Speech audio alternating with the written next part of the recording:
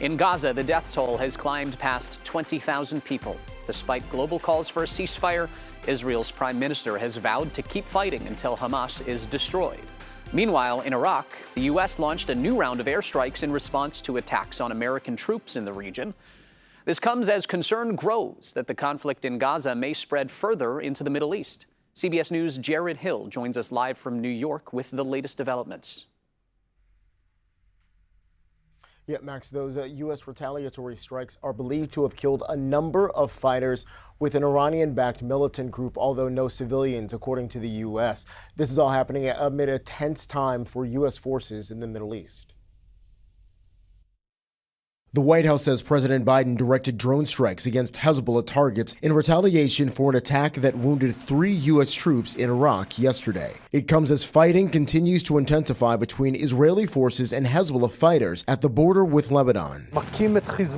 Israel's Minister of Defense warned Hezbollah that his military can do in Lebanon's capital Beirut what it has done in Gaza. There was more grief in Gaza this Christmas as Israel's bombardment continued. Strikes on a refugee camp killed more than 100 Palestinians, according to the Hamas-run Gaza Health Ministry. Israel's military says it's reviewing the incident, one of the deadliest since the conflict began. Israeli Prime Minister Benjamin Netanyahu visited troops in northern Gaza, telling them Israel will not stop until the war continues to the end. Those defiant words coming as both sides seem to dismiss a proposal from Egypt to end the war.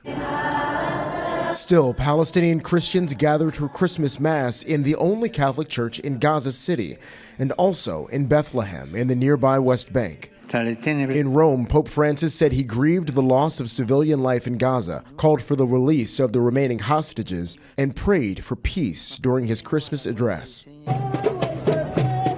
In the U.S., pro-Palestinian protesters spent the holiday demonstrating in New York, California, and near the Northern Virginia home of Defense Secretary Lloyd Austin.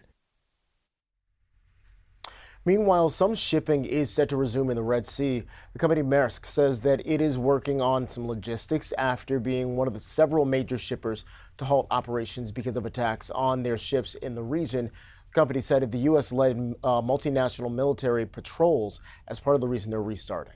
Back to you. Jared, the conflict obviously going on for months now. This almost was a significant step forward, this deal proposed by Egypt, but it seems like really there's pushback to it. Yeah, I mean, nothing is a done deal until it's a done deal. There have been multiple efforts by a number of countries, including Egypt, Qatar, Jordan, the U.S., to try and figure out some sort of long-term solution to the conflict between Israel and Hamas. And again, while those two sides have not necessarily completely rejected this deal that has been proposed by Egypt, they haven't really signed on to this thing yet either. And so again, as Benjamin Netanyahu said, they are continuing with their fighting. Jared Hill, live for us. Thank you for your reporting.